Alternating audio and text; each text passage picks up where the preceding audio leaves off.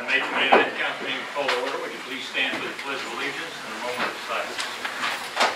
I pledge allegiance to the flag of the United States of America and to the republic for which it stands, one nation, under God, indivisible, with liberty and justice for all.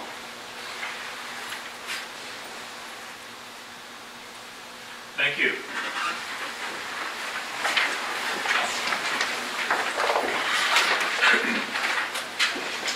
First item on the agenda will be approval of the minutes from the May 14th meeting. Mr. Mayor, make a motion to approve the minutes of May 14th, 2018 meeting. Second. It has been moved and seconded to approve the minutes. Clerk, please call the roll. Shriver. Paper. Yes. Stein. Yes. Adams. Yes. Gayheart. Yes. I would have been there one time, 3 years ago. Okay, next item will be statement of bills paid in the amount of $120,913.22.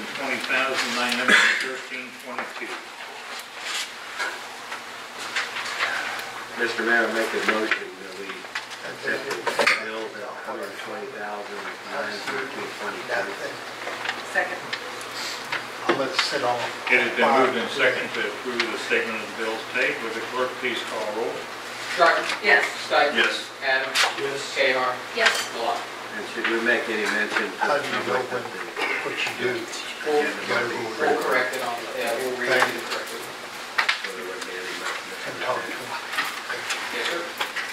All right, next item will be requests or comments from the public. There being none, next item will be, Mike, you want to tell me about this, or we're not going to do it? On item number 4. Wait a minute, we have a gentleman. Okay.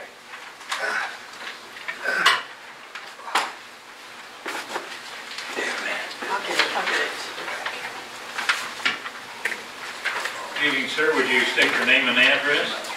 Richard Johnson, 9609 Swartz Road. You have 3 minutes, Richard.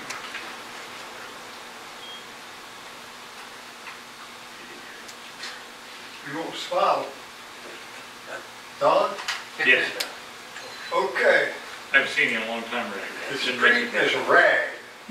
The ditches haven't been cut as long as I lived there. They redid this street, I think it's 72. And it's not asphalt, not concrete, it's like Cadam Road. Put oil down on the dirt, chat all the cars, and then they had more chat on it because the oil works up through it. Now, the road has got holes in it. Water comes out in the street when it rains because the ditches aren't there. And we went around and marked the real bad places on the shoulders, middle of the street.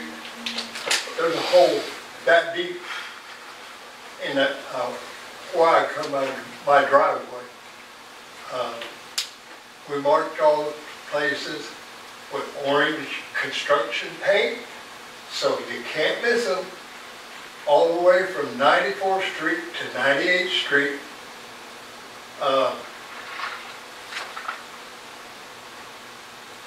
And if we mark all the places that need care, the whole street would be orange, the whole thing. But like I said, we mark, paint mark the real bad places. Another thing, trees are hanging out. Oh, shit. I had trouble talking. Past the ditch, over on the street. You can't see, my neighbor is on hump. I can't see to pull out my driveway. And people drive like crazy. I don't know what you do now. You can fix the street, but you can't fix the people. They drive like fools. And if cars running 45, 50 miles an hour, they'd be on my driveway before I can get on the street. sooner or later, somebody's gonna get hit. That's on Swartz Road. 98th Street, to Swartz, past Swartz.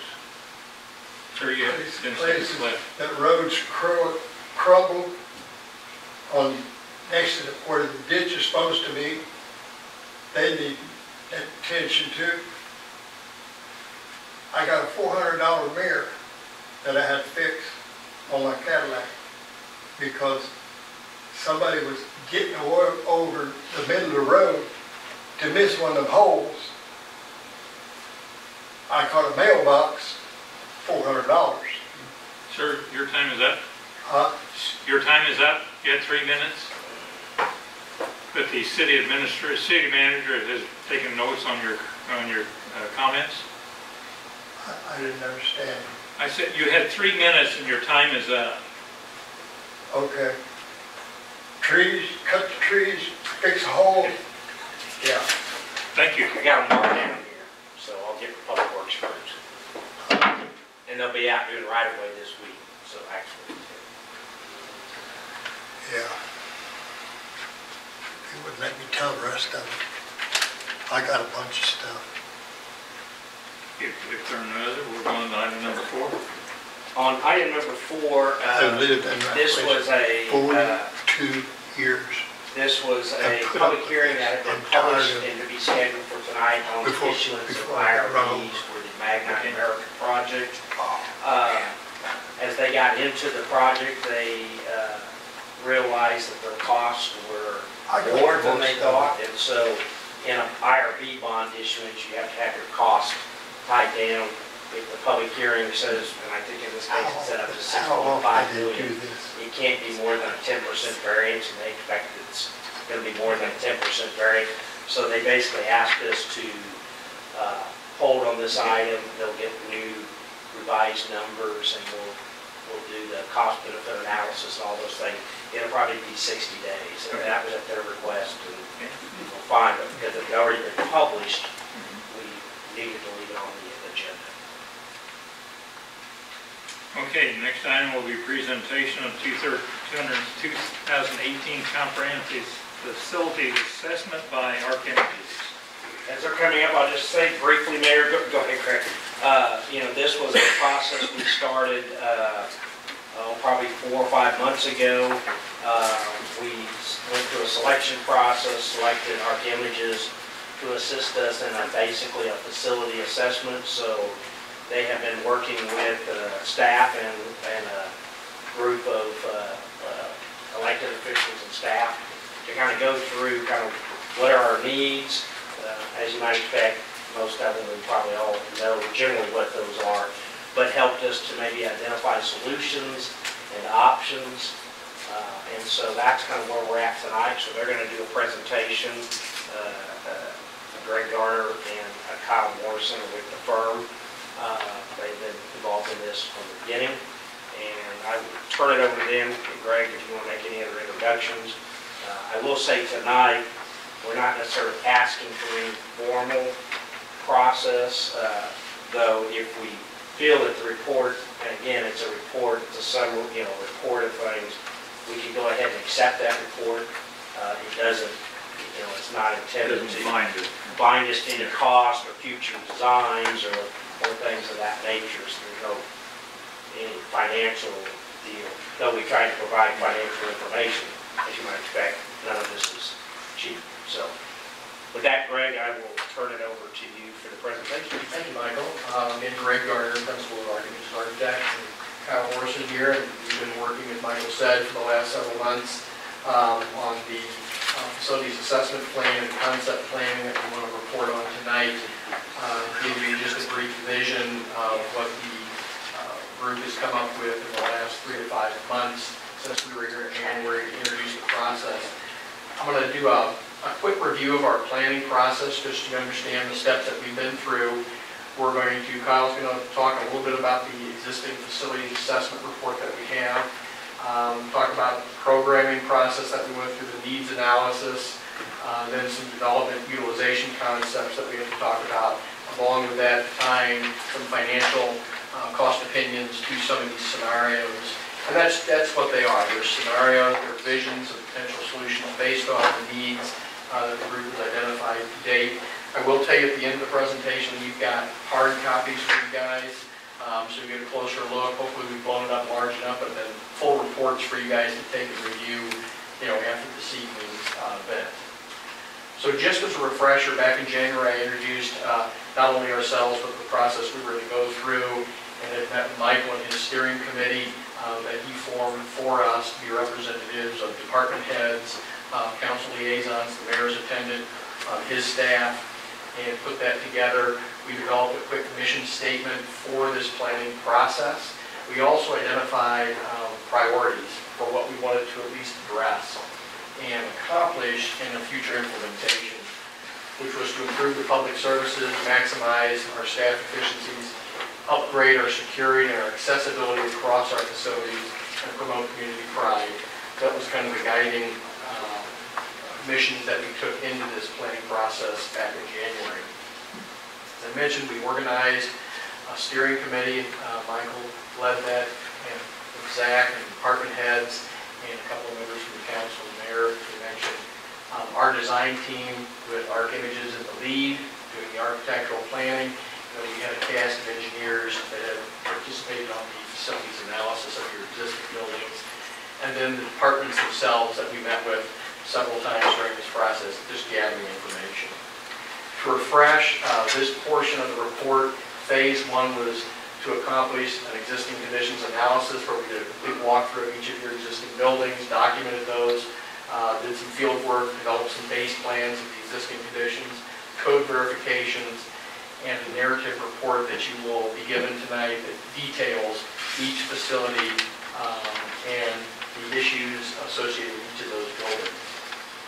Second phase of that, building on that information, was to develop some potential solutions, as Michael called them, for what do we do with that information, what are some possibilities. Conducting staff interviews, programming, utilization analysis, some space plans, phasing options, and budget options associated with those different configurations. And again, that narrative report and pictorial report will be given to you tonight. That's really where we stopped. As Michael mentioned, this is really, from an architect's perspective, probably 10% of the effort that we would put into a final project, but it gives you what we wanted, which was to capture a project in all aspects, so you can kind of get a sense what the need is and what the vision can be for you guys to kind of look and take those next steps. So with that, I'm going to let Kyle kind of run through the phase one facility assessment report, which analyzed each of your different facilities for our engineering groups and ourselves.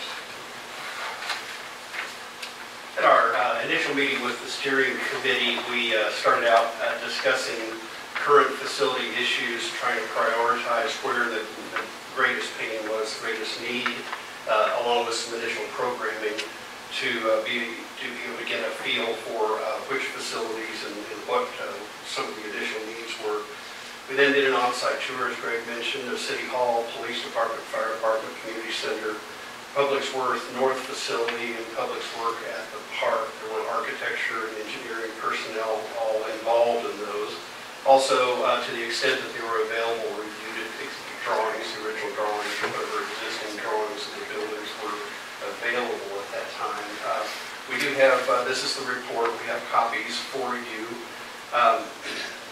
Generally, the report format includes site observations about drainage, what the FEMA maps say as far as flooding, zoning compliance, things like that, observed physical conditions, roofs, windows, maintenance conditions, the building structural conditions, and building code, ADA, and those kinds of things. In terms of building code, generally really small deviations from current code would normally be grandfathered in unless you're doing a major remodel. ADA, on the other hand, is not quite as friendly as that. Since ADA was adopted in 1991, there have been several upgrades and iterations, and most of the city facilities have some level of addressing accessibility, but there are some problems here and there. We also looked at plumbing, mechanical, and electrical systems, and then operational issues that came out of our programming discussions from the steering committee.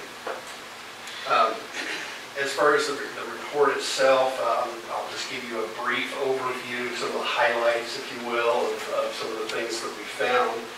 We did initially, in talking with the committee, in terms of those pressing needs, Public Works and Fire Department we didn't get a clear winner, if you will, as to which one of those, but through our efforts, we really feel that the Fire Department is the most pressing need, followed closely by Public Works.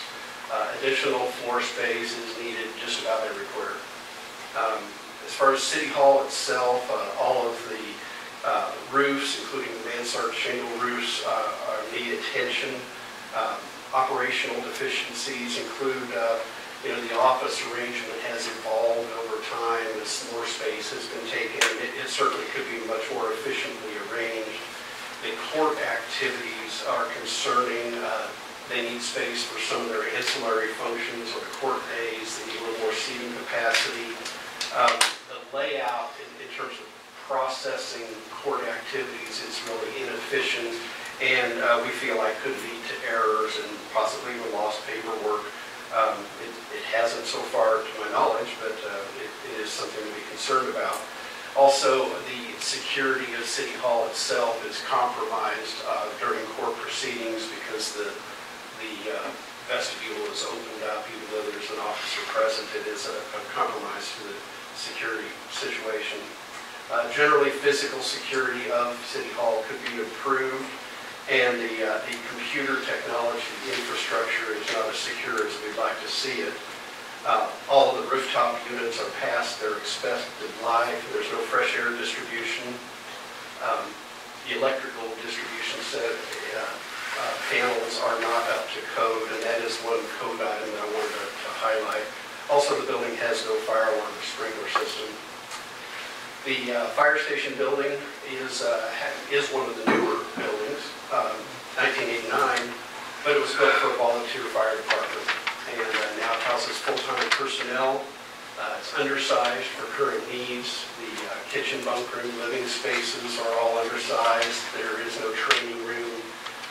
Fitness room is in the basement, mechanical room. Administration is in a trailer. The apparatus bays are overcrowded. They have more and larger equipment than they had when it was built. There are concerning issues with indoor air quality and pressurization and inadequate facilities by today's standards for decontamination. Breathing apparatus compressor is in the same room with the shop air compressors, and it doesn't work anyway, so they have to use the one that's on the county trailer for refilling breathing apparatus. And the building has no fire alarm, no fire sprinkler system. In any upgrades to this building, we really think it would behoove us all to consider the firehouse as an essential facility or critical facility. Codes put firehouses in the highest risk category, and we should probably consider facility hardening so that the building can remain in service in the event of a tornado or seismic event or things like that. Police department is another one that should be considered as an essential services facility. It's a temporary building, and operationally, they're not in terrible shape, but they don't have a sally port. We feel like this is a risk to the city. They really could use another holding cell and a training room. Locker and shower space is inadequate, and again, it has no fire sprinkler system. The community center is well maintained inside. They do need table and chair storage over there. The south entrance is really used as the main entrance, so we feel like it could be enhanced and a vestibule created there. Also, the space could rather economically be made more flexible by adding a means to divide up the space, and this would enhance its ability to be rented and create rental revenue. And along with that, we'd like to see some upgrades to the appearance of the outside. We think that it'd be more easy to rent than for various things. Public Works is in 3 locations, as you know. They have what we call the North Facility on Edwards Drive that's adapted from a former EMS station. Then there's the metal building and material storage in the park and the release space. That north building is on a triangular lot that, when you first look at it, it seems like a lot of land, but when you try to actually lay it out, it really does not lend itself to adding on and consolidating everything at that location. And security is minimal there. Some of the operational deficiencies we see, they have no space for some of their equipment. And the big thing is that equipment is spread out all over the place, which is, from a personnel standpoint, is inefficient. And it also just complicates management of the city's assets and all of that equipment, and it's an increased security risk to that equipment.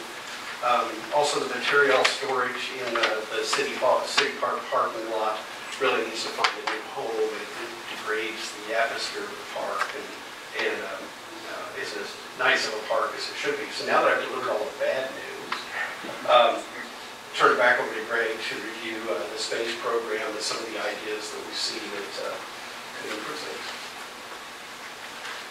And again, there's a lot more information in the printed report that you can look at. You're trying to highlight, some of the more obvious things that you probably are aware of. And this was, those ideas and thoughts are developed not only with our industry standard, expertise, but with your department heads. And it's reviewing how they're operationally using the building. And it's in our experience, we see folks using facilities to the best of their knowledge, and they're performing very well out of facilities that really aren't designed to the current standards, which is fine. Again, as I told you at the beginning of this is just to document what we found and what we saw. With it, as Kyle mentioned, our next phase after that analysis was to talk to them, okay, what do we need? Needs versus wants, as I told you back in January. We wanted to focus on let's fix some of the issues that we had. This is a very brief summary of what is yet another document that we'll give you, which is a detailed space program going by each department, each staff position, future positions, and existing positions are talked about. They're detailed in here, and it was a process of going through each of those departments with the existing plans, with the existing facility report, and asking what do we need from a personnel standpoint for current and future. What are your adjacencies, your workflows that you're currently working under? What would you like to have, and what is our industry standard that we see out there? Again, options were all on the table and discussed. Equipment and furniture needs. How are we servicing the public? How are we doing it now? And how would we like to do it? And how do we need to do it? There's different ways of delivering your services, and not every city does it the same way. We were able to review those with the steering committee and come up with some potential solutions. Code compliance, as Kyle went through, some of which we have flexibility, others we really do not. And then the ever-present security issue, how do we improve that for staff and the public in all aspects. So on the left-hand side is our categories. City Hall, including administration, finance, planning, courts, and the chambers. The police department, self-explanatory, the fire department. In the scenario we're going to show you tonight, we're actually reusing the existing apparatus portion of the firehouse in this scenario. There's a remodel portion and an expansion portion that equates to the square footage you see. A area that we'll point out on the plan is called the link area. A lot of our discussions between departments were how can we share space. Kyle mentioned training rooms. Everybody wants a training room, police and fire. Everybody wants a fitness area. There are common program elements in those departments. Along with City Hall. How do we combine some of those larger areas into spaces that make sense? On a campus, you have the advantage to walk a bit and get that exercise before you even start, but you have that ability. So we looked at where can we share some of the larger spaces to reduce square footage. We'll show you that in a little more detail in the link area, which is really a sharing between police and fire. We subtotaled there, we call that your public safety element. Public Works and Community Center below that.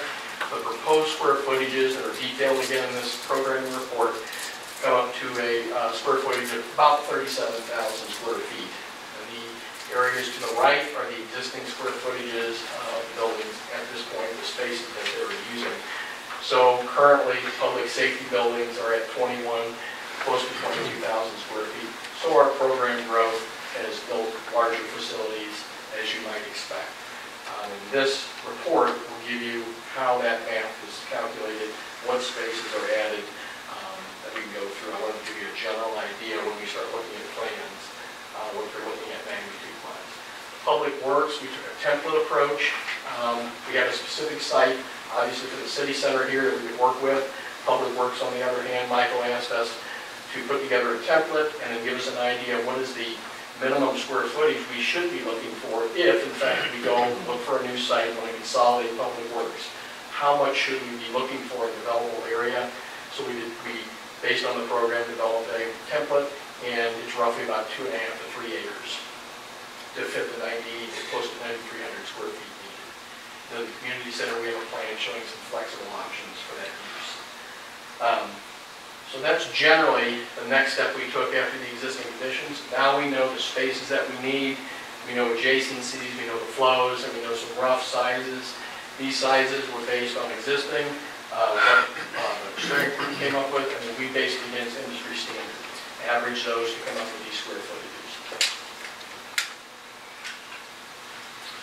So we start talking about the planning concepts. In our discussions, even with the council as of last January, it was determined that the council felt it was important to maintain the city center here with the city services on site, located in the bulk of the residential area. We've got a lot of axial adjacencies that we want to work with, and we'll show you in the plan, but we have a lot of assets here, the community center, a portion of the firehouse, the known entity where it is, and wanting to attract revitalization in this area and maintain that city center concept right in the heart of the residential area. I think everyone felt that was an important concept, and so we built off that, obviously with our major arteries, Highway 32 and 435, creating a new entry gateway, if you will, and hoping to revitalize, bring some development opportunities back down to this area. Thus the property that you folks have had Michael go out and put a contract on. We've looked at that in part of this development. How do we develop a plan that is the highest and best use for that asset if you go ahead with that process? So that was the overall direction of where we wanted to locate. As we zoom in, this is just to orientate you. North is this direction. Highway 32 is up here. Your existing city hall, police, and fire, and community center, just to orientate you. I flip the direction because of the orientation of the drawing, make sure we're all together on this part up towards here. So when we looked at the overall acreage, if I'm remembering correctly, we've got the green area here that the city controls as of when we began. That's roughly about 5.3 to 5.4 acres. And then the yellow area here that you were looking at purchasing, roughly in that 4.3 acres, for about 9.7, 9.8 acres overall in rough terms. So how do we create a city center or community zone? How do we divide the property into municipal zones, development zones, while respecting the adjacent residential zones that are around us? Some of the other planning concepts, we know we have major access here off Highway 32 that we want to develop into a gateway, so the frontage of the site really becomes here, thus the development zone, feeling that has the best visibility, has the best exposure to future development that might be on this part of the site. Keeping in mind a lot of frontage, again for development that would need that. Building upon the access to the park. And so we really have a bisection that created a community zone in the middle of the site. And how do we meet our service needs here and then leave property on the development zone side that is very attractive, very flexible, and can have a future development that helps draw, again, revitalization to the area. If I could, Greg. Sure. We looked at a lot of options of what went where and so forth. There were several iterations before what you're going to see. And this arrangement of development zone, municipal zone, is what ended up making the most sense. Yeah, we had 4 concepts, and we had municipal zone here, development zone, we had them split. We were looking for that synergy of what made the most efficiency and left flexibility, so you could make incremental choices along the way and not landlock yourself in. And the plan we're going to show you tonight is reflects this diagram. Buffer zones, obviously there's a lot of residential around, so we want to respect that. And how do we create that civic center in the middle of the residential area? So the overall development plan, as I mentioned, is actually scheme 4, same orientation, 32. Our axial alignments here that are very important.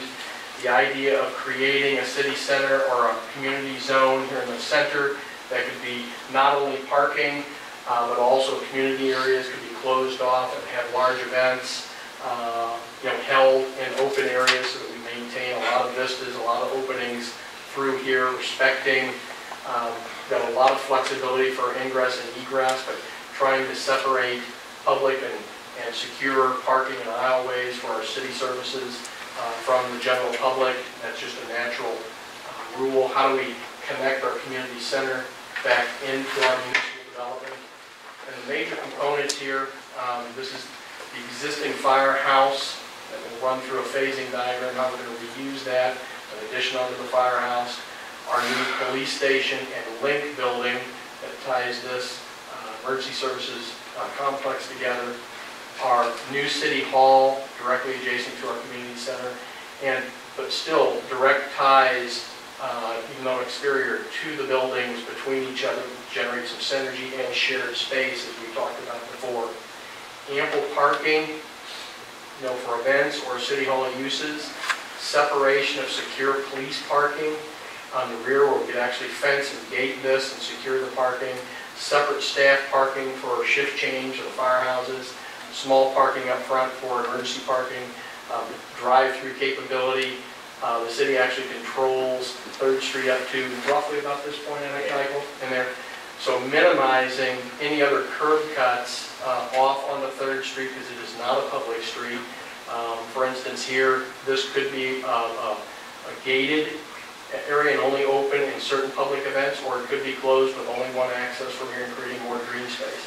We do have a situation where with a Sally Port here on the police station, we do need some access. Again, these details are something we want to work out in those further developments once we get past concept phase. But I think this delineates the square footages that we define as needs, into a plan on the property to give you a sense of scale. On the other development zone side, we show, really what I should do, that gives you an overall, I should have zoomed in, I apologize. I had slightly larger than Pixar. Axial alignment, again, important that as we're coming down 4th Street, we think it's important to be able to see the City Hall feature.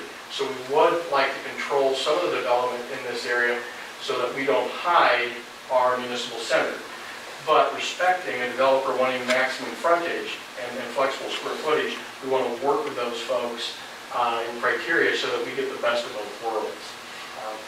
Focal points at the entrances of our properties give us areas for feature elements. Again, these can be public art, these can be water features, these can be whatever we design them to be, but we think those gateways are important to tie the entire development together with it. I've got slight enlargements of each half of the site, again, to kind of give you a little bit more detail.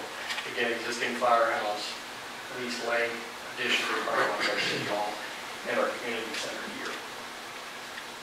Then on the other side, again, we went through several iterations just to give you an idea of how this piece of property with this fixed element being in place, what could a developer do with this piece of property in different configurations and different square footages. What we're showing in this diagram is about 30 to 35,000 square feet in a single-story footprint. Within 3 separate buildings. Again, they're going to have different ideas of what they might want to use, but it supports the parking. Each one of these is about in that range for a retail office kind of combination. Each of those uses can have different parking requirements that we have to work with. This kind of maximizes the site, potentially even in a two-story, building, just 2 buildings here, majority of the parking. Just to give an idea of the scale of how this could be used and be flexible space for development. But always respecting our community zone, our city hall, our entry points, as the most efficient way to ingress and egress on the site. You can see just barely, there's the existing, this dash line is the existing buildings that are on the site, and I'll go through a phasing diagram here in a second. So all the buildings that are on that end of the property would have to be demolished to make way, for the new development. But we think this sets up a very nice use of the property and maximizes the square footage. We need a lot of green space on the site. We need some space that can be used for community use, outdoor use, good connectivity of your city services buildings, clear wayfinding for the public to come in, park, get into City Hall, overflow parking.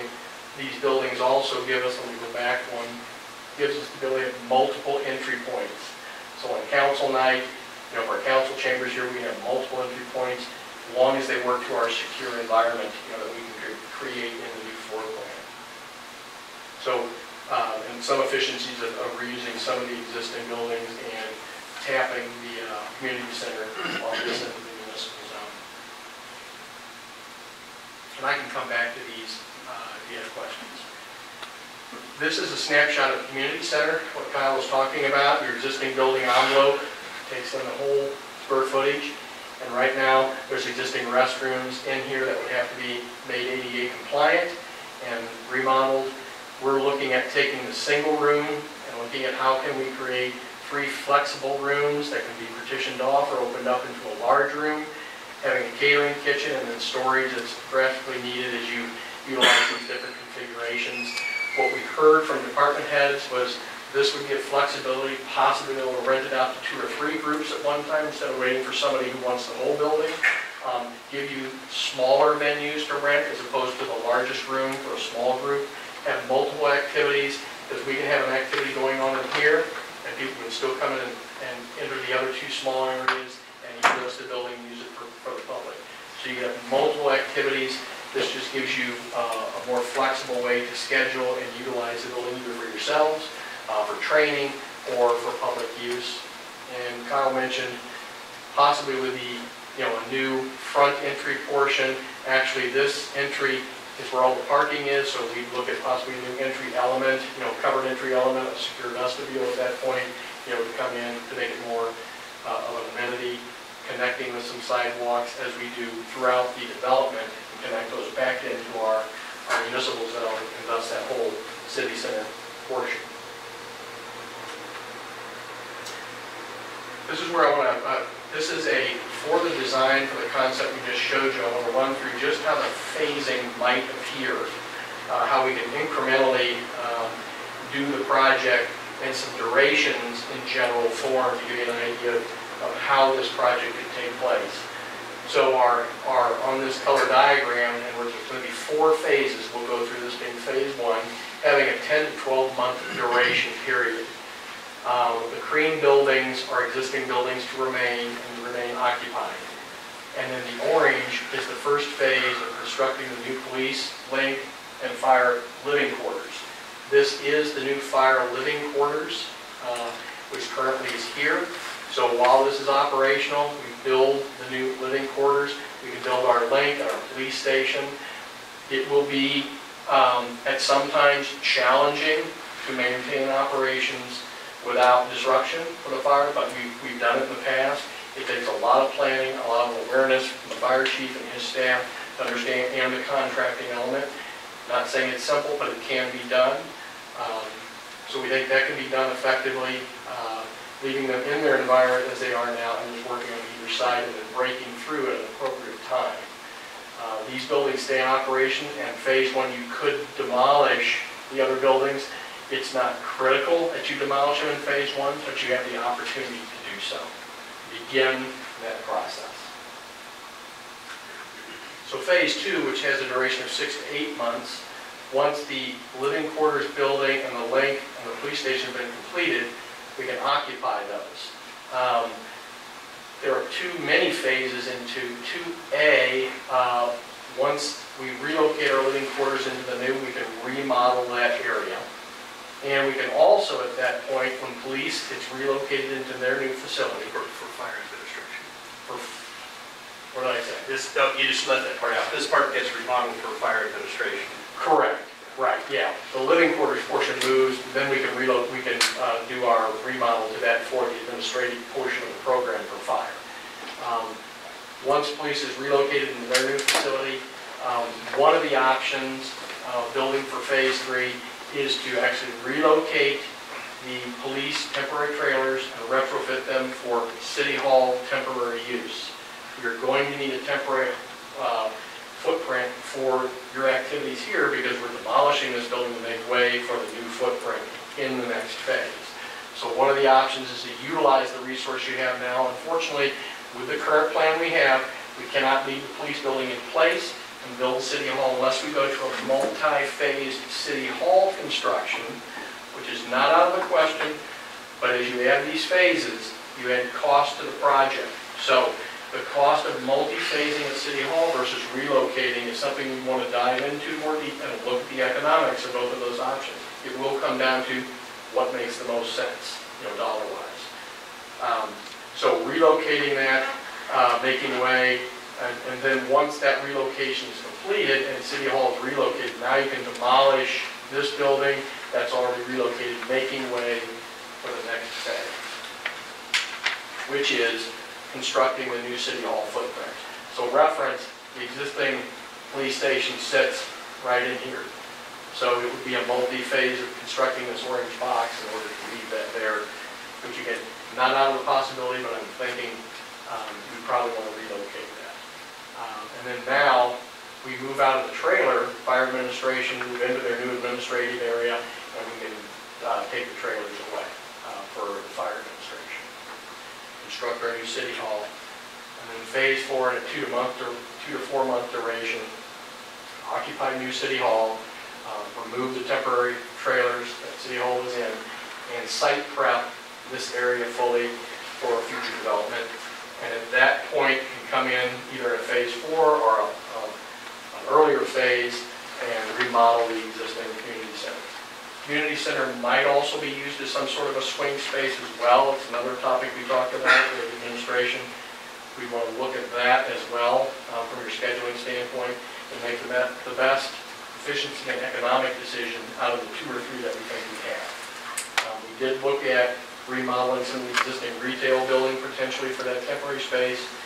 Question was, how much money do we want to put into a building that several months later we're going to be tearing down?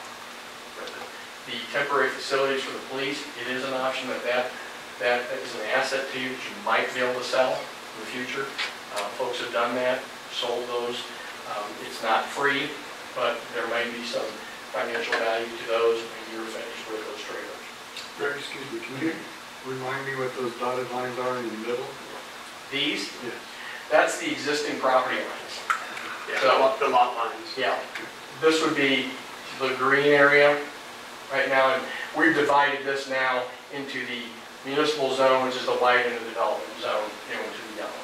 But those are the existing property lines, just for reference. Okay. It really is may not be a consolidated plat altogether, but the property lines would be decreased once you went through consolidation. Now, the durations that we're giving here all comes down into the detail, but it gives you that 2.5-year kind of window, depending on how you want to do these incrementally. How we would design them and how they would begin to come out of the ground in some basic durations. The next 4 views are our vision, just to give you a real clear view of what we think the whole municipal and whole city center concept can be in a 3D form. We're now looking to the south. Looking to the south, 4th Street 32 is up here, coming down 4th. To give you a real idea of what we're talking about with all the axial arrangements that we have, the view corridors that we've had, how we can develop a pedestrian perimeter, create a cityscape theme with lights and banners and treescapes and hardscapes, some of the ability to create feature elements and entry points. At this point of the design, every entry point has been designed the same. Doesn't mean we're going to have every building looking the same. It's a massing kind of model for you to really give you an idea of how the development could take place. Community center back here, the fire and police building, City Hall, and our depiction of the yellow boxes and the development in the development zone. Adequate parking on a lot of green space all across the site. Next one, coming back further around, looking down Lake Street for the axial alignment from the park, our city center, public art area, community zone, again, entry element points, how the City Hall addresses that central area, and then the connectivity back to the new police station, a common, this is the entry into our link area that we were talking about, fire and police link, which holds entry vestibule, registration, training area, maybe a fitness area, and basically people can come into your emergency services entry and go right or left into police or fire. Really controls their entry points. Zooming in a little bit further onto the community zone and the entry into the City Hall and the mass. And single-story building, larger area here for council chamber, with a higher ceiling in it to accommodate, lighting and acoustics. And then looking to the north, back, our existing firehouse is here, apparatus, and what was the living quarters, now our administrative area, the new living quarters, our link area here, and then the police station. Then looking back, direct connectivity in the back of City Hall, and then our future development, and our gateway out to Highway 32. Our community center, here, connection into our pedestrian walkway, our new plaza area and entry. And then just an idea of zooming into the police and firehouse link. You get down, creating that entry point. Police station would be here, our link entry in the firehouse. You can see the higher building being the apparatus. Really just a sense of giving you an idea of how the future development can look. It's easier to do that than on a 2D plan. Kind of give you some vision of the overall complex. Public Works, this is our template defining our 9,300 square feet and the various uses. Support main building, equipment building, office administrative area, potential expansion in the future, vehicle storage, material storage, bins, rack storage, lay-down yard, and just how we would need to access, get some support parking, vehicle storage and turnaround area. This equates into that 2.5 to 3 acre parcel. There will be potentially some water qualities. We're building in some size of the site for that. Orientation on the site and property lines, obviously for a template, we picked a fairly straightforward approach. We'll never find a site that will be square or rectangular for us, so that 2 to 3 acres may take a little bit more area. That's why there's a range. There may be some area on the site that's not developable, but gives you a general sense on what we need to fit that 9,300 square feet plus the support spaces. And then we did a quick template. Very simple building for our main building, equipment storage, shop area, secure storage, and our administrative offices, lounge, locker room, showers, restrooms, facilities, excuse me, that pick up our program elements in a very simple, probably pre-engineered building. Could be an existing building on an existing site we could reuse. A lot of opportunities, for that we can use. It just gave a general template for what public works main facility would look like.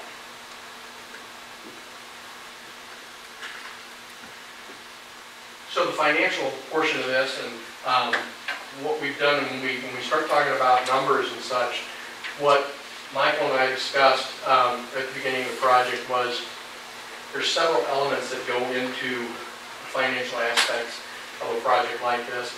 What we're focusing on tonight is, from an architectural perspective, what do the buildings and site work cost? Okay, we've got to, at some point in time, we draw plans for these various facilities. If we took exactly what we had, we put those out to bid in the various various phases, and we ask contractors to give us costs back on there. There are other project costs associated with the project that aren't included in a general contractor's bid, but it's real money to the city and to the community. So that makes the difference between a construction cost value and a project cost. Project cost is ultimately what we want to track. Tonight, what I wanted to give you is a sense of these buildings at industry current market rate cost per square foot for the square footages that we're discussing. And you can see the square footages for the different uses, under size, you've got our cost per square foot factors, and then a budget amount for that and subtotals for each of those facilities. And then I've got on the second page, we'll talk about some of the items that aren't included in these numbers, which are every bit as important, but they have a little bit more expertise that's to come from your side to fill those numbers in. So our ranges right now include our current market, and we're taking, if we had a good, better, best in each of these buildings, we're taking that better approach, from a level of finish, hundreds of decisions that affect cost. We're taking a cost per square foot in that better category, and what we have typically seen in the 40 to 50 municipal projects we've accomplished with it. And some of the latest data, we're bidding projects right now, we're adjusting our square footage costs, probably right now on a weekly basis. Steel is, aluminum is jumping drastically. It's causing a ripple through the industry, so we'll want to talk about that escalation at the end and contingency. So square footage that you'll see in the programming document, cost per square foot of those elements and costs. So our community center right now about $750,000 to renovate that. On the interior, do some exterior remodel and then some site elements that we showed you on the plans. Fire station, building the living quarters addition, the renovation to the existing living quarters for administration, some remodel to the existing apparatus, some exterior renovations to the buildings that aren't new. We'll have two exposed sides that aren't new. We'll probably dress them up to look like the new buildings in that fire sprinkler system that Kyle talked about. Police station, the brand new facility, and the police station's portion of the link that's shared between fire and police. They have a certain amount of square footage that we built in and equate and acclimate to both fire and police. Brand new standalone city hall, about 12,600 square feet. Its standalone construction value. Site amenities, talking about the overall site of that 4.1 acre area, which is roughly the size of where the municipal zone was and our community zone in the center. Grading, utilities, stormwater, perimeter road improvements that we would probably have to make, the roundabout in the center that we showed with the public art, street, site lighting, landscaping, and the existing building demolition. Placeholders for budget numbers in here. So site is a very large number because of the acreage and the infrastructure that we would build off the existing, but quite a bit of work that we feel would have to be done. Then our public works building, we picked a 2.5 acre site between the 2 and 3 acres, $10 square foot amount. The main building cost, the vehicle barn and the salt domes and associated racks and tanks, the budget number in here for that. These numbers, if we added all those number subtotals up, is right at about $15 million for that number, for all those facilities. 10 to 15% contingency suggested. At this early stage of the planning and development, we would suggest a 10 to 15% contingency on top of those numbers. Why? Because we don't have rock in here, we don't have soil information, we don't have any environmental. We have some information on that. We don't think there's much environmental we have to worry about. Off-site utility extensions. We're building the site for a different capacity than it is now. So we would want to build in some cost for that. Testing that would have to be done, not only pre-construction, but during construction testing. Building and site signage, furniture, fixtures, equipment. We have not done an inventory of your existing furniture to see what can be carried over, that's down the road in detail. Soft costs for legal, architectural, planning, engineering, civil, the land purchase that you folks are going through, and insurance costs. Those down here are what constitute the project cost. And we would definitely assist you with other line items that we've seen, with some percentages that we're used to seeing on some of those categories from other projects that we've completed. But again, a lot of that homework would be on your side with us assisting. We're really focusing on that, the lines up above, how to design the buildings to a budget and get as much out of them as we can for a fixed cost. And so again, all this is documented, all in much more detail. I'll give that to you this evening.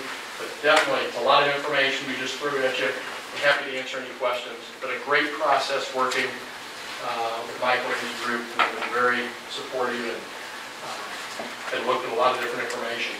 Give us a lot of help. What do you see for the future use of the north fire station? At this point, we talked about it as a potential for another satellite fire station. In one of the conversations, probably not, but there was that discussion. At that point, we talked about relocating that building to the new potential site for public works. Probably not an option for us. It costs just as much to relocate and put it back up. So there is not a backfill scenario for that site or the building itself. We maybe should explain that part of the decision to go the way that we did on the fire station, the existing fire station, includes the assumption that down the road in the future you'll have another station in the north part of the city somewhere. Otherwise, we would need to expand the apparatus bays or allow for expanding the apparatus bays on the existing station. Yeah, that's my next question is do we have room for a quint or a ladder truck in the existing? Yes, sir. When we sat there and looked at every possibility through this entire process, part of the thought process of size of Clint, demographics of the city, and everything that we take into consideration with that, the current facility will house what we've been looking at for 2 or 3 different models of Clint that the city's currently looking at. So even with the proposed projections they have with the current building now, and adding on and redoing the apparatus stalls, the current dimensions of the stall we will fit the apparatus we're looking at for downtown. Okay, great. Thank you, Chief. I think the satellite facility, when we were talking programming, was crew of 5, 2 to 3 bays. Yes, the satellite facility was a smaller facility such as the north end. In reality, when we rolled out the north end station again, was the cost compared to what we would have to build new. But we were looking at initially occupied by 2 to 3 personnel with the addition of up to 5, depending upon how the north end developed.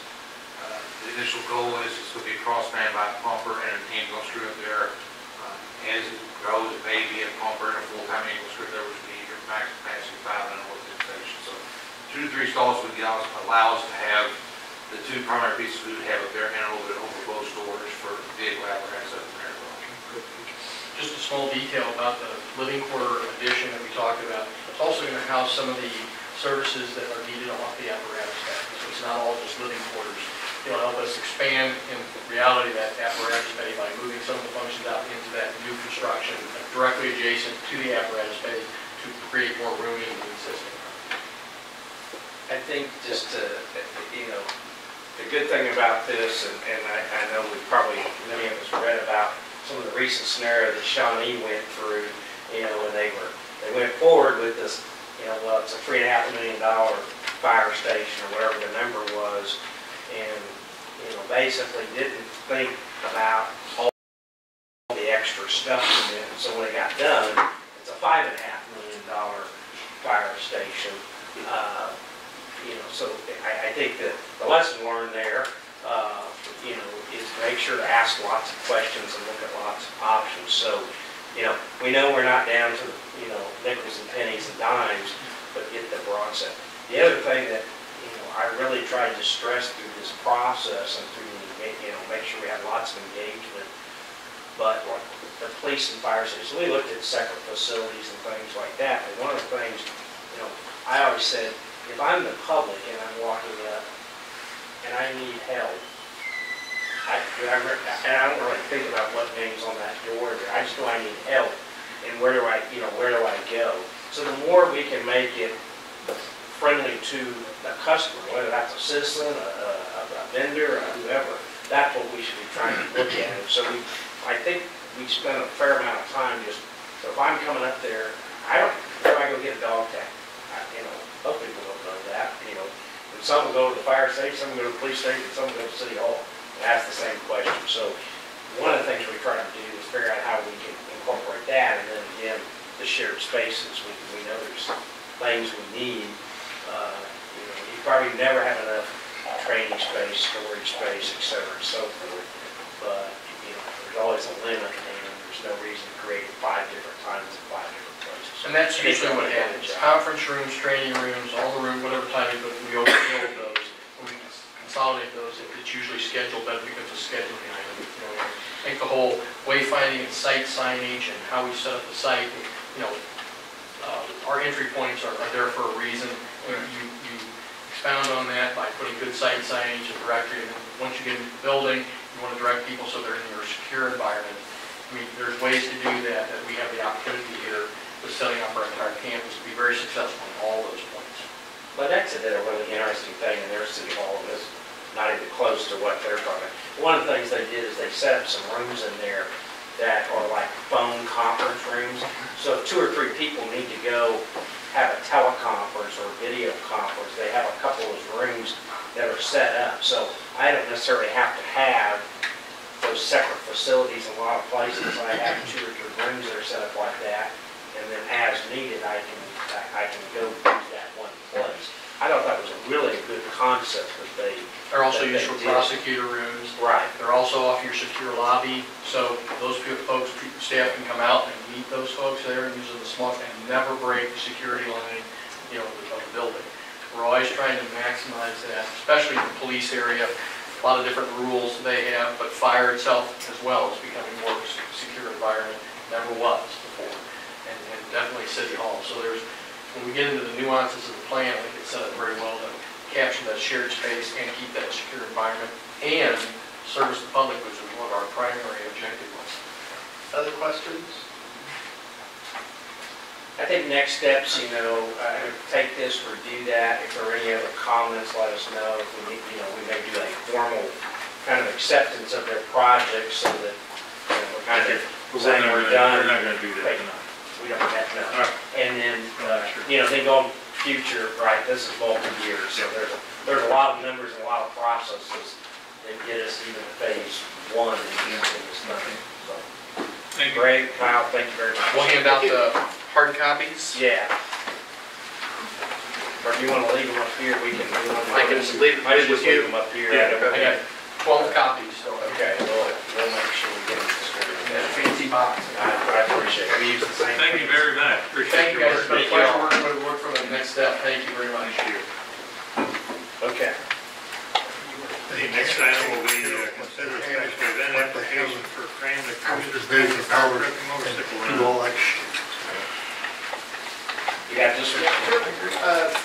Mr. Mayor, members of council, what we're going to do is a 94th special Street event off application 32 for the family highway. cruiser, family fire truck motorcycle run. And You may remember this came before you last year as well, and by all accounts, other than the weather, it seemed to be a pretty well-attended event.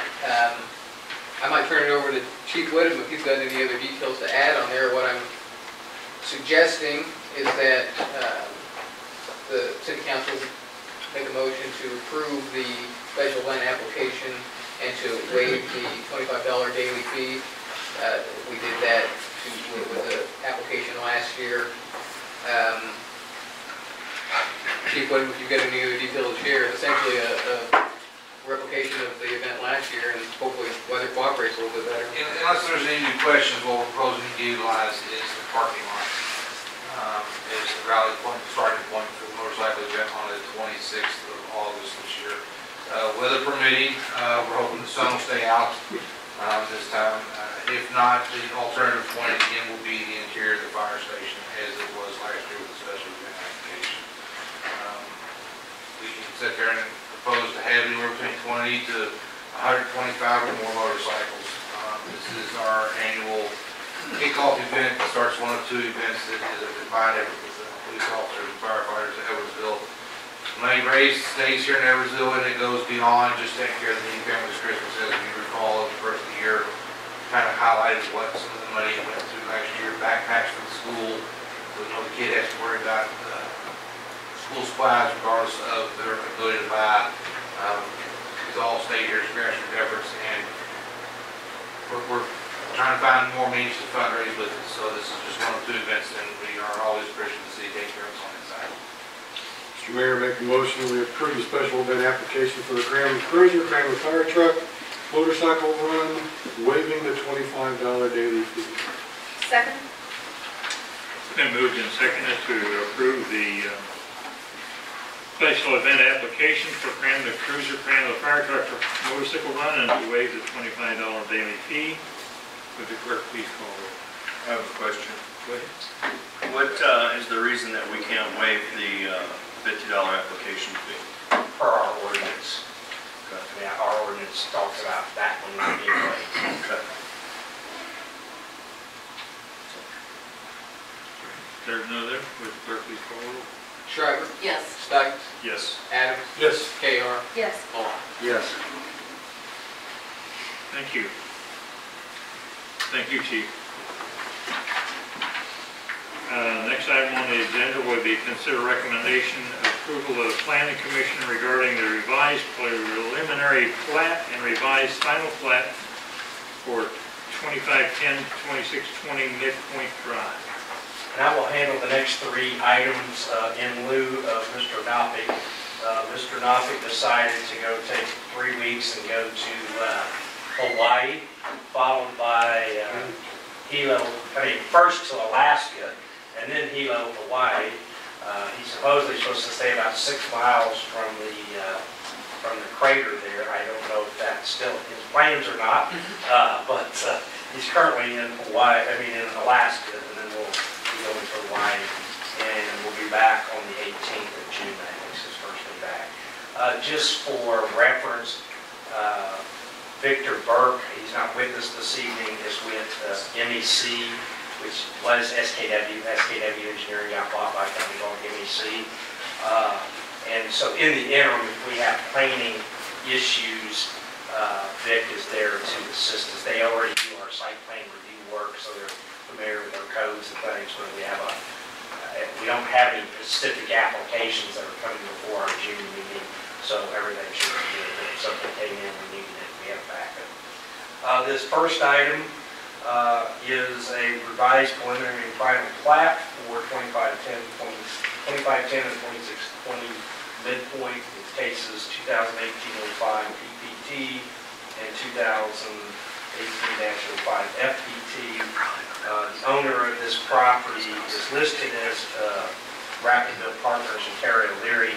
It has subsequently been sold to Magnite Americas. They have bought the property, so that's a change that will be on the plat that was already discussed. The applicant was BHC Roads, and I don't believe anybody's here with BHC Roads. To summarize this, basically they're taking 2 lots, lots 3 and 4, combining them into one larger lot of about 6 acres. It did go through the Planning Commission public hearing process. There was nobody to comment for or against it. The recommendation is to approve the revised preliminary plat as the first motion, and the second motion to revise the final plat, including the acceptance of any rights-of-ways, easements, and dedications.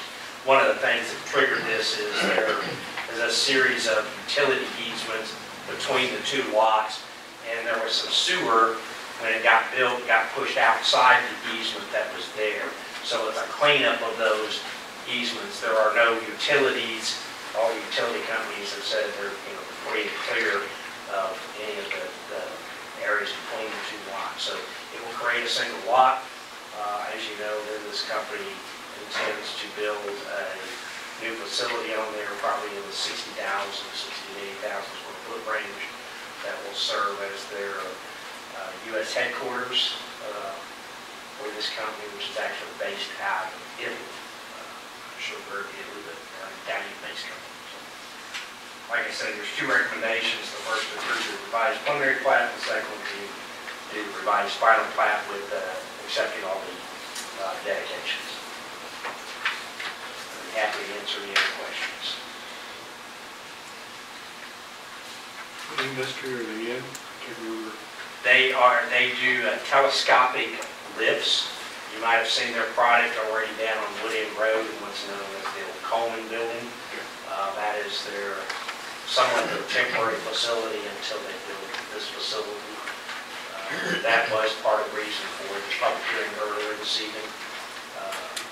They originally thought it would be roughly a $6 to $6.5 million project. They're now expanded and grown it to what they expect to be about a $10 million project.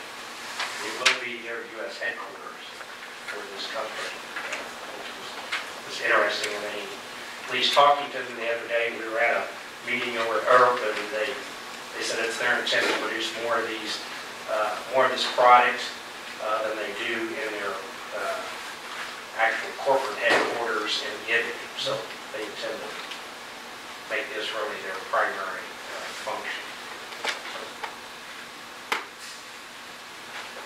Does this need two different motions? Yes. Yes. Preliminary plat and then the revised final plat.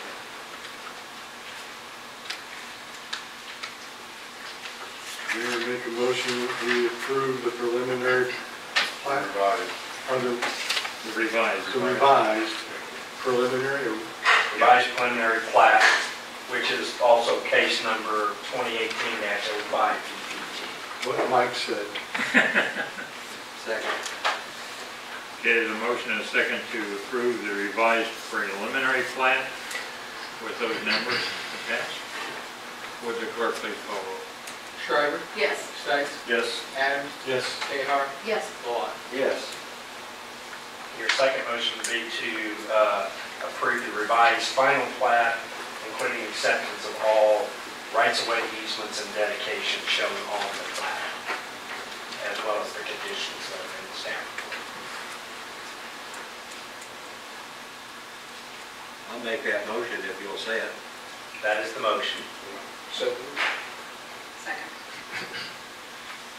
It has been moved and second to approve the revised final plat with all the agreed upon whatever revisions, what you name it. Would the clerk please call roll? Shriver? Yes. Stites? Yes. Adams? Yes. Cahar? Yes. Bullock? Yes. Thank you.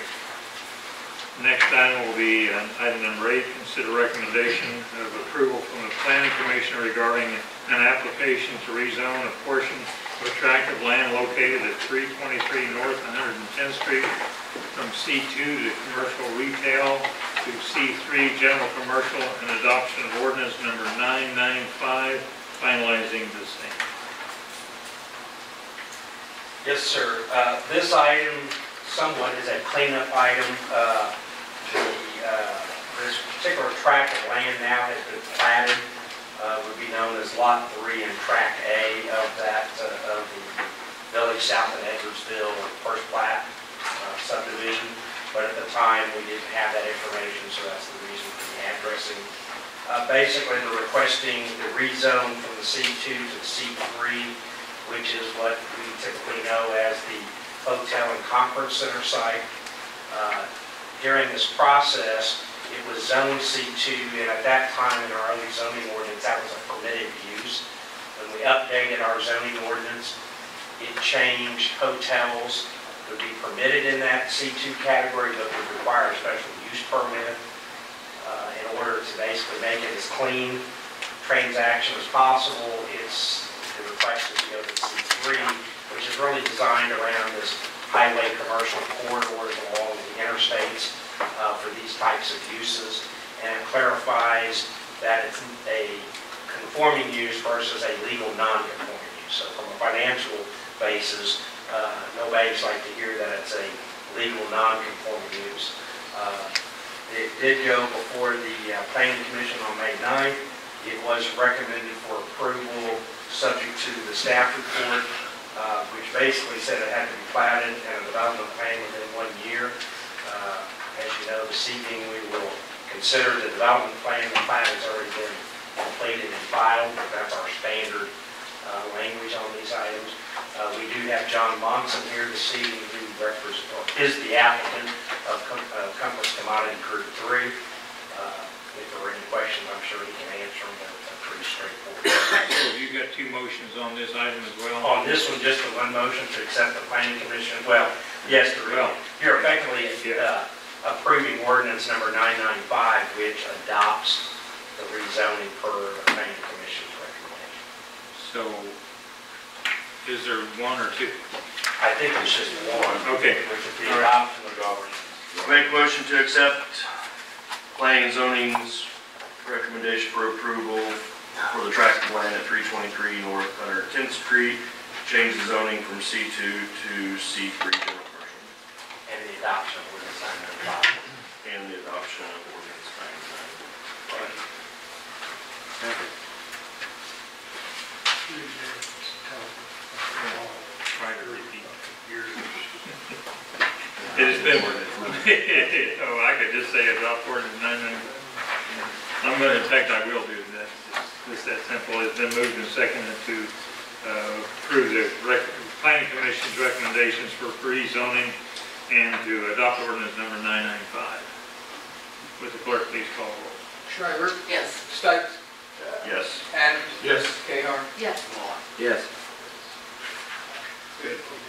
Item number 9, consider recommendation of approval from the planning commission regarding the revised preliminary plan and revised phase 1 final plan for Village South. I think most of y'all are pretty aware of this, so I'm not going to spend a great deal of time on it. But originally, the applicant came forward with a preliminary plan that included basically about 37 acres, I think, in total, 34 to 37 acres. From the preliminary plan, then there was an adopted final plan for, again, what is now Tract 3 and Lot A, which is what we know as the hotels and conference center site. At that point, that site included 2 hotels, the conference center, the restaurant concept, and that's what was approved. Because there's been a significant change in that plan, it required it to go back before the planning commission and ultimately to the city council. Originally, it was submitted in February, February 5th. As we normally do, we go through processes through the DRC with the developer, etc. And it came before the planning commission on March 21st. At that time, there was a public hearing. There were comments. There was no comments, I would say, were opposed to the revision. There were some comments about other development in the area, etc., but there was no opposition to it. As a result of some of those comments and interest, the Planning Commission, at the recommendation of the applicant, asked that we not move forward with the actual adoption of that plan. So we have a greater opportunity to have dialogue. That dialogue occurred. We met with the developer several times via phone and other ways, and basically came to conclusions on what the staff conditions or what the conditions would be with the preliminary and final site plan. We were in consensus on all 10 of the items that are recommended in your project. Then in May, the planning commission approved the final report, so there wasn't no public hearing, but they approved the recommendations for the revised preliminary plan, which is case 2018-02 PPN, and the revised final plan, which is case 2018-03 FPN, for approximately a 12.34 acre area. Again, the revised plan includes that what's known as Track A and Lot 3 and the, I believe, the common road area is part of that plan for the final plan. So you have 2 recommendations. One is to adopt the revised preliminary plan, and the second motion would be to approve the revised final plan with the staff recommended conditions and exceptions. I would note the 2 exceptions, which have been there from the beginning, is to allow a height greater than 45 feet. And the second one is an adjustment to the amount of stone and other products on the building from 50% to something less than that. Generally, it's about, it would be around 40% of the required materials. The rest basically is in stucco type products, drive-it, there's different names for it as far as on the rest of the building. Again, I think the developer and us were able to figure out where all those numbers were at. And again, generally, it was about 60% of materials other than what we typically approve at the 50% margin of the total building. So again, Mr. Monson's here with us tonight if you have any comments, but again, there is recommendation unanimous from the Planning Commission on this item. As I recall, all of the Planning Commission was there for the final vote. I take it back, I think there was one exception, Greg Scott, he was engaged in a race event that was occurring at the time. So we had 6 of the 7 there.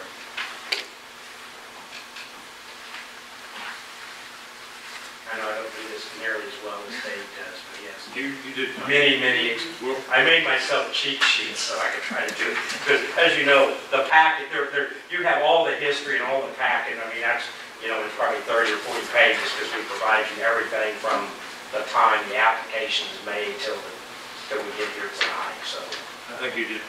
So, One motion? No, two. 2 different motions. One to approve the revised preliminary plat With those with staff recommended conditions and exceptions. 2018 ppm. Make a motion to approve the recommendation of the Planning Commission regarding the revised preliminary plan, including the 2018-02 ppm -03. And the initial 3 goes to the next. Okay. Actually, Sounds good. Second? It has been moved and second to approve the Planning Commission's recommendation regarding the revised preliminary plan 2018-02 ppm. I believe you have a question. The 10 exceptions, or 10, they go with the second. They really do go with, some of it The second carries motion, but over. it carries over. Some of it's on the Yeah, on final. But right. It really gets picked up on the final development plan. Gotcha. Any more questions? Would the clerk please call roll? Shriver, Yes. Stipes. Yes. Adams, Yes. Cahar, Yes. Malat. Yes.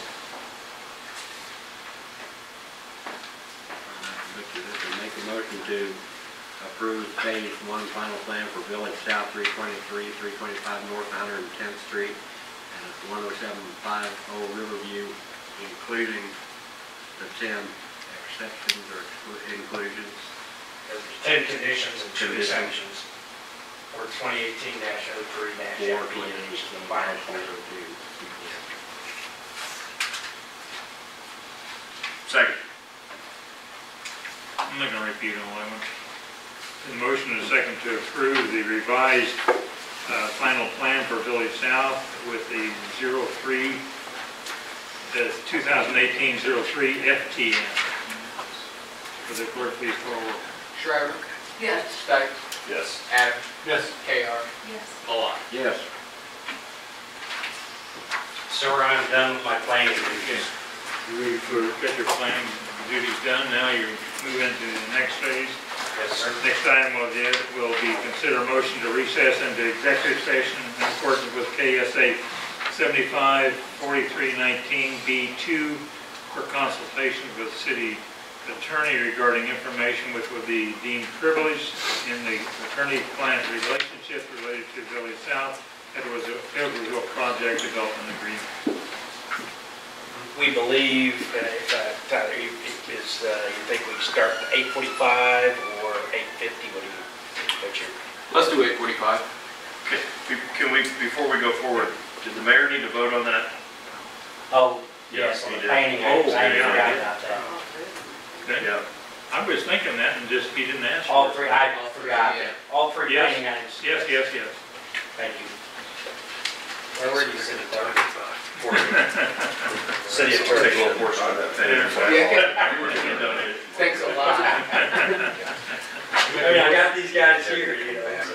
Make a motion that the city council recessing the executive session pursuant to KSA 7543-19B2, in consultation with city attorney regarding information which would be deemed privileged in the attorney-client relationship related to Village South at Edwardsville Project Development Agreement, with the open meeting to resume in the city council chamber at 8:45.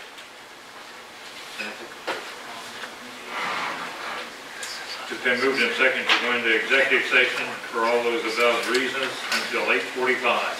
Would the clerk please call roll? Shriver? Yes. Stites? Yes. Adams? Yes. Cahar? Yes. Malat? Yes. Yes. The doorway.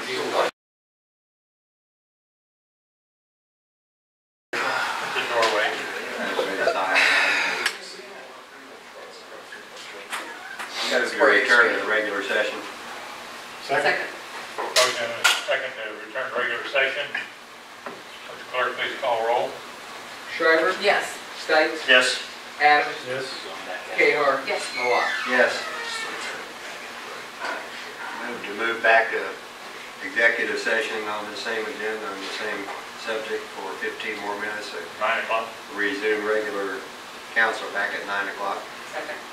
Motion is second to go back into executive session, return at 9 o'clock. Would the clerk please call roll? Shriver? Yes. Stites? Yes. Adams? Yes. Cahar? Yes. Malat? Yes.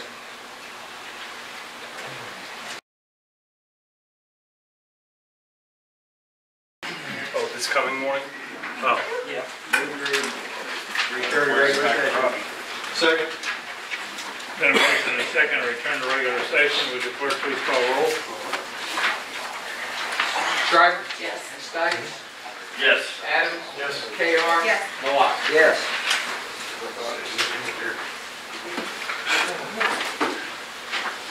Thank you, sir. Okay.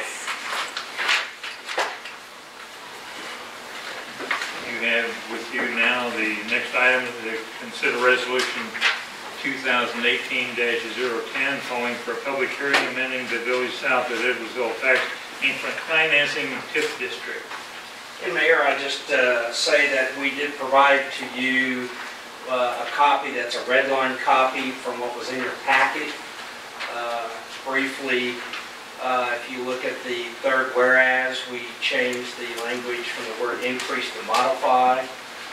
And on attachment B, you see basically it's the same boundaries for the redevelopment district, but it took away what was shown before as project areas 1 and 2, so the district itself is one big district.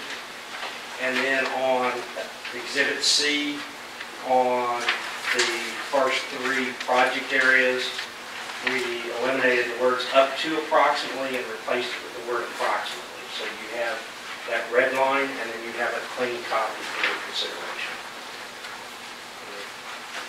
It is our recommendation to approve the resolution as modified and presented. And that would call for the public hearing to be held on July 9th of this year at 7 p.m. here in the city council meeting. Did you have something else, Tyler? I'm sorry. Yeah. Good evening, Mayor, Council. Tyler Ellsworth of the law firm Feedback Rock, the Special Counsel for Economic Development. The resolution before you this evening is really just calling a public hearing on modifications to the existing TIF district for Village South. So the existing district has 2 project areas. It has essentially a project area in the northern half, which has been the subject of the existing development agreement, and a project area in the southern half, which is still to be determined. The development agreement that has previously been negotiated does not pertain to that second project area. This resolution before you this evening would essentially divide the northern half of the property, the existing project area 1, into 3 separate project areas. One on the northwest corner, what we refer to as the hard corner, being one project area. A second project area containing a hotel and conference center and restaurant facilities. And a third project area on the northeastern corner of the site containing what the developers previously suggested, maybe 25,000 square feet of retail. It would leave what is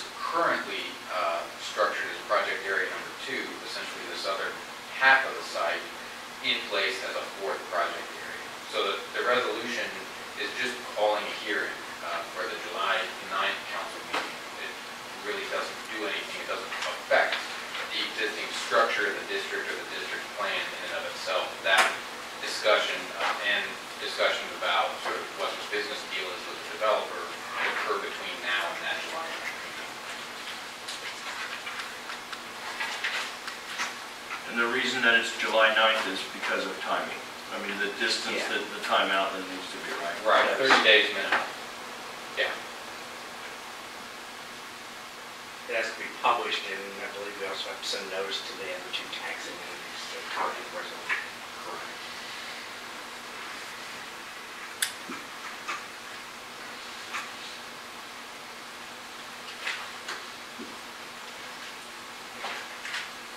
Mr. Mayor, I make a motion we adopt resolution 2018-10, a resolution providing for notice to be given for a public hearing to consider substantial change to the redevelopment district plan for a redevelopment district within the city pursuant to KSA 12-1770 as amended Village South at Edwardsville redevelopment district for July 9th. At 7 p.m. 7 p.m. Central Daylight. It has been moved, motion has been moved and seconded to adopt resolution providing for notice to be given for public hearing to consider substantial change in the redevelopment district plan for redevelopment of district within the city pursuant to KSA 12-1770 as amended at the Village South at Edwardsville redevelopment district for July the 9th, 7 p.m. No question. So after July 9th, whether action is, that's just a public meeting. July 9th is city council night? Yes. Okay. Right. So action could or could not take place that night, is that correct? Action could. Yes, there would be a public hearing to address these changes, sort of restructuring the project areas. And if that public hearing were concluded, then action could be considered on an ordinance which would implement these changes, restructuring the project areas. Following That same evening. that same evening. Okay. Following that meeting then, to proceed as the developer has requested, we would be back to you on the July 23rd council meeting with a resolution requesting a hearing on the modified project plans now that we've restructured them. That hearing would probably be held on August 27th, which is your second regular council meeting in August. And at that meeting, if that hearing is concluded, you could at that time act on an ordinance which would approve one or more of those project plans based on information as it provides. On August 27th. Yes. It's a long process. August 28th, building permit. I would have to defer that question to That's all. today, so That's all. probably not, but hopefully shortly. Close but no cigar. That's all. That's all. There is one other step that will occur during this whole process. They'll run concurrent with it. Excuse me? We'll run. Yeah, a lot of it's going to run concurrent. There's another, so we also have to take the revised TIF plan to the planning commission, and basically what they consider is this TIF plan in compliance with the city's comprehensive plan? That's fundamentally what they're saying. Some pieces have to be done, but basically saying, okay, if this TIF plan includes A, B, and C, is that in compliance with your zoning? So, which we've been through this process before, we don't envision that there would be anything in there that would not comply with our comprehensive plan. That would be, What we know today. right, that would be July 18th, July. after July 9th, Right. and before July 23rd. So, yes. No further questions, will the clerk please call roll? Shriver? Yes. Stikes? Yes. Adams? Yes. Cahar? Yes. Bullock? Yes.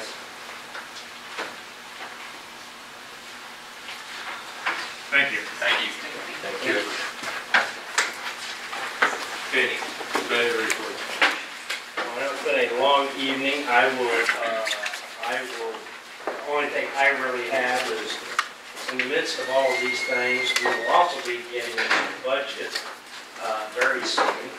I will say that I had a discussion today with the county appraiser, because as you recall, last year, it's the way the process works. The county appraiser certifies values July 1, but then if there's anything in the process of vote orders and properties that they cut off, the tax roll, et cetera, those are actually handled by the clerk's office. And so in November, you get your final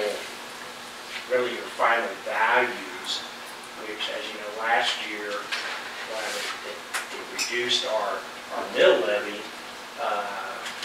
kind of took away from the council's ability to have discussions about things that we might have wanted to fund, and still lower the mill levy. But that being said, I did talk to her today, and from at least the initial values, so they've got most of their work in, they don't have all the utilities things.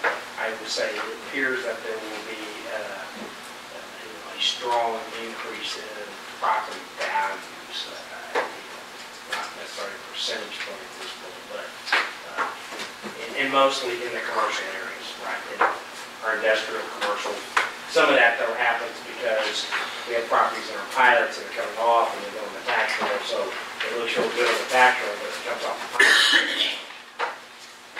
With that, I'm going to turn it over to Zach to talk about our cleanup day and the questions we'll answer. Yeah, just real quick, in total, as far as what's been counted, we still got one outstanding 40-yard trash container that hasn't been reported on, but we collected 28.18 tons of material, and that is 3.75 tons of scrap and then 1.5 tons of the e-waste, and that leaves almost 23 tons of trash that's been reported. So I imagine once we get the final number, it'll be north of 30 tons, which is almost 8 tons more than we collected last year, and I believe between 4 and 5 tons more than we collected the year before that. We started off with 7 containers, eventually had to call in 2 reserve ones to accommodate everybody, and it was a heavier year than what we've seen in the last couple of years. So. The city ought to be clean now. Yeah, I think the city should be clean. I think that every year after that, it's like there can't be any more. And I do know that, I don't know what they're doing, but the mobile home park must have had some, and they had 4 or 5. They had 4 dumpsters out. And they were full to the brim. They started doing that last year, and then you have filled them up as well. Same day.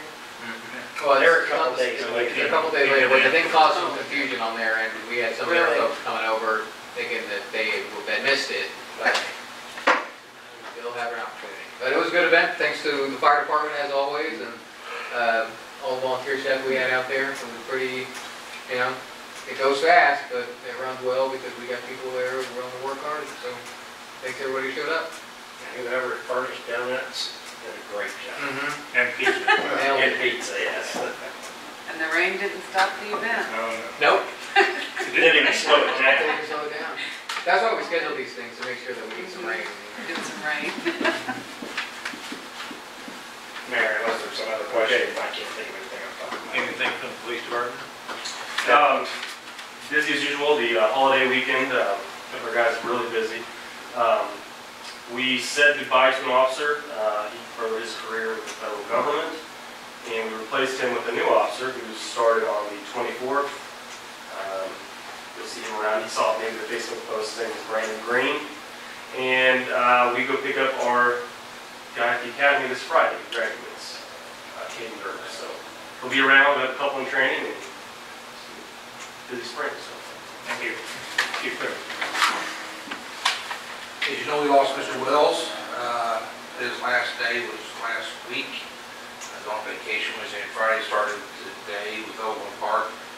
We actually came across one of our old volunteers that was a part-timer with us, was going to come back, certified already as a firefighter paramedic in Kansas, made an additional offer to him pending his physical. He will be back on the 11th to do that and start, everything goes well, on the 17th. We're still going to go ahead and pursue forward with the hiring list, to start a hiring process to create a list in case we have any future openings with the 3 that are looking at potentially going to Kansas City, Kansas. through the hiring process. I stood up here last month and he was going to make me look like an idiot, and I hate it, and told everybody in here that we had a turn down letter for the regional grant. Last week, they emailed and said, hey, we have a problem, you're back in the running, we're looking at your regional grant right now, so that's where we're standing at right now, is the big grant money is potentially still back out there. We've not heard on that. And other than that, it's just same as every day, busy and trying to keep up with everything. Thank you. So to summarize, we're back in on that grant. I gathered that, yeah. We'll see what the outcome is, but, you know, they sent us a letter, and then they took the letter away, and then they started asking for information. So maybe we will still be fortunate to obtain that. And that's, again, the chief has done a lot of work on that for multiple departments. I think there's 8 or 10. Yeah, so it's not just us, but 10 other, 9 other departments will benefit from this as well. Dave, any parting I shots? want to thank the mayor for the appointment 9 years ago. It's been a pleasure working with all of you. I really believe, sitting here, that you all have the best interests of the city in your hearts and what you do. I would state that I think you have an excellent development council that was here tonight. I watched that whole process. I think you have a great bond council. And Mike's half an attorney anyway, so he'll help whoever you appoint go forward. So it's been my pleasure, and I thank you all. Thank you. We might still pull him out of retirement next week. Jeff, we'll start with you. I don't know if Tammy had any updates or anything regarding, she said that they were going to start the mowing. Yes. And we had the gentleman tonight talk about that, and They are saying that for quite some time that we're going to be past the time now all the vegetation is going to be where you can't see the poles. They are scheduled to be out this week, I believe tomorrow. They may have been out today on that. She is on vacation, started vacation, but I mean, I'll follow up with that. That's my understanding that we got both our guys back. This time of year, people want to take vacations, and so it's not become a challenge. That's not the end of it. We'll look at those marks on the road. I mean, that road, yes, bad condition. Like a lot of them, it has limited ditches. They're at Riverview and just east of 102nd Street when you're heading, if you're heading east on on Riverview from 102nd Street. When you top that hill there, those trees are coming out. Yeah. And that place is a very dangerous hill no matter what, even if there's not any trees. And now it's forcing, I travel up and down there 2 or 3 times a day, and now it's forcing you have to move over or you're going to bust your mirror off your truck. And you're going to meet somebody coming over that hill. And so it'd be a good spot to learn practice. I do know that that code enforcement also been working with, technically, and I know in the rural areas it's harder, but a lot of the areas, like on Kansas Avenue, where we repave, put curb and gutters and, curbing in and stuff like that, and remind those property owners they're technically responsible all the way to the curb, to mowing and stuff like that. Chevron would say, oh, okay, no problem. So that's being done. So we're also trying to remind property owners they too have a technically responsibility to the edge of the street. And most of them good, but you get these large parcels in between, it's, may not be occupied, it's 20 acres, etc. So we know it's a challenge, but they've been working on the kind of that. So you're saying that people are responsible for trees that are in the right of way? Well, technically, I thought it was if you were talking about if you did something, an improvement like to mow it. I didn't know that people were. Technically, they are required, under the ordinance, they are. Could we have that ordinance next meeting? Sure, yeah.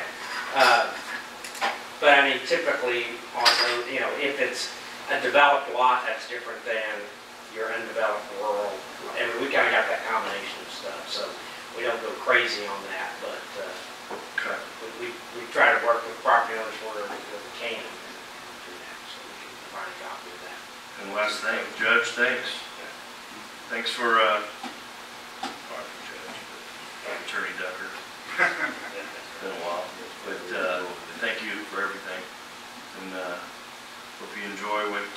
decide to do from this point forward. I hope so. You will, I'm sure. Thank you. Zach, what does the city cleanup, and what does that cost the city? It depends on the Average. ultimate pickup that we get. It's right around, anywhere between 1,500 and 2,000 on the Dawson. I mean, it might be, you think it's like, I think it's been about 3,500 in the past, 3,500. that's probably right, yeah. And some of that, some of it's that we get one free container, or excuse me, 2 free containers for the event, or throughout the year, and then we're charged for volume essentially for the other containers. And what do we do with the scrap? The scrap, that's Advantage Metals is the company who comes, and they're the ones who have the containers. The last year, we either break even on that completely, or we have a little bit of a profit. Last year, we actually were in the red a little bit because we had some folks come in after hours and dump out some propane tanks and other hazardous materials that they couldn't accept, so we still owe them the payment. It's kind of breaking. Yeah. I just wondered if there'd been a handful of people say if the city ever thought of doing that maybe in the fall too. We've had some discussions about either, if not having a full cleanup day for the fall, then maybe having neighborhood-specific ones, and they're all kind of projects in, under various Just seeing stages how of it's review. grown each year. It's grown, Mhm. maybe 2 a year wouldn't. Yeah, I think that we could fill out 20 containers 3 times a year, probably fill up 70% of them, if not 100% of them. So, yeah, there's always going to be a need for it, but we're, between administration and public works, we're definitely looking at different ways we expand the service. Basically, we fund it out of our revenues that are generated on the solid waste.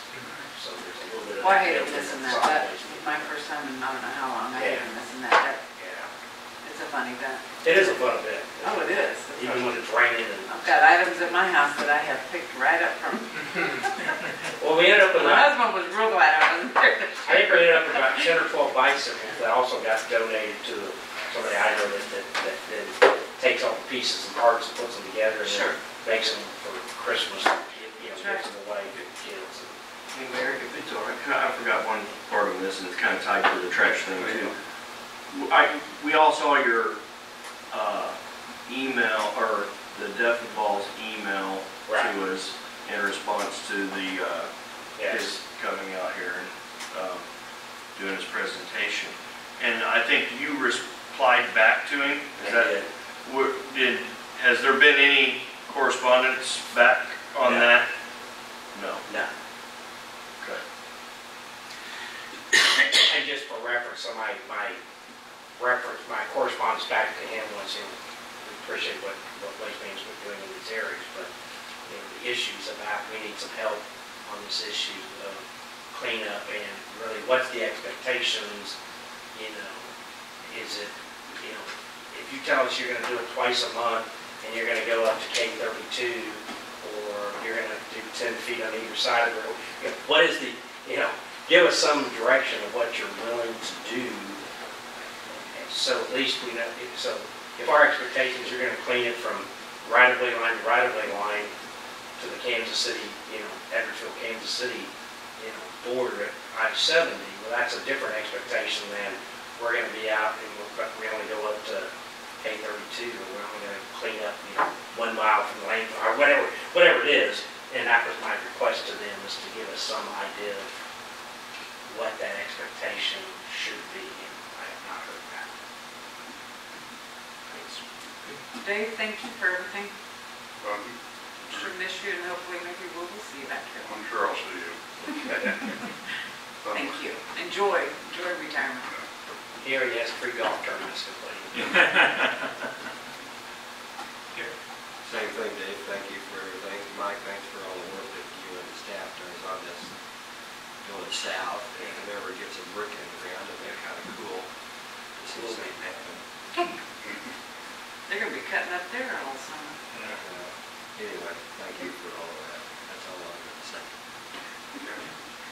This year I was able for the first time to make it to the Memorial Day Oh, service. And so I just wanted to publicly thank the cemetery board. They did a great job and I really appreciated all the work they put into it.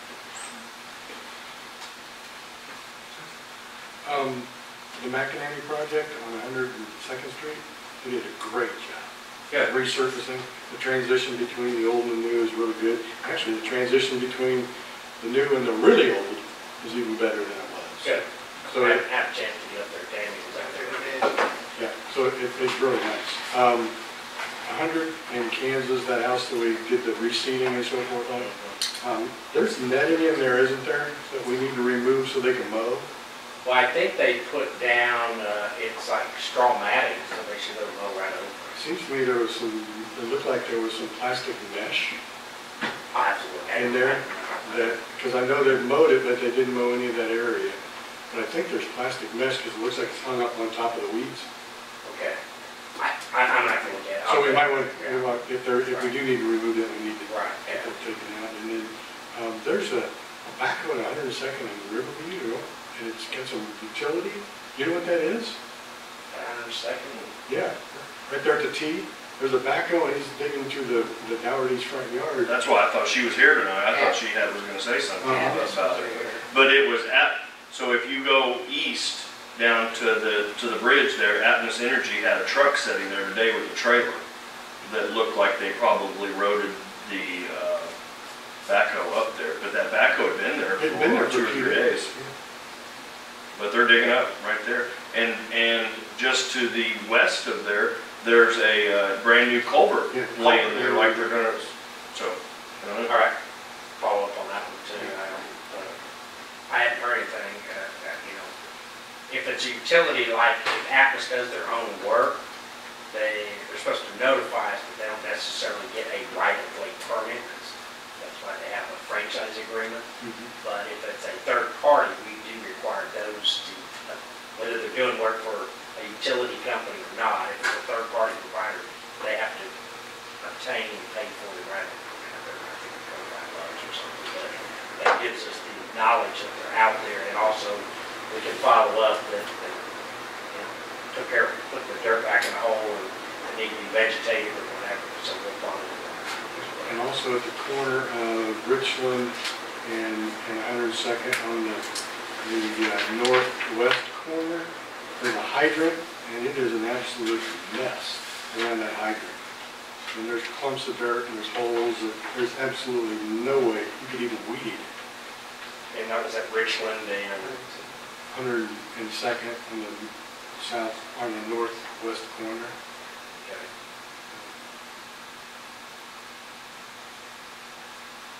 I think that's the one the BPU fixed here a couple of months ago. Is that what it is? So. It's a wreck. Okay. I'll get a hold of BPU in the morning on that then, because if it's clumped over like they just backfilled and didn't do nothing with it, that could be a bigger concern. Because, if I'm taking over 2 or 3 that they fixed up in that area for some sort of project they had over the winter. They were replacing out valves that were leaking or broke from the last measure they did on there. And they know it's unacceptable like that, so. It's a disaster. If it was on my property, I'd be pretty upset. That's all the complaints I have, Mayor. Chief Whittam, I really appreciate your work on Crane the Cruiser, Crane the fire truck. That's great. Really appreciate that. Once again, Dave, thank you very, very much. Thanks for Yes, watching. sir. We are. Thank you. I should have mentioned you.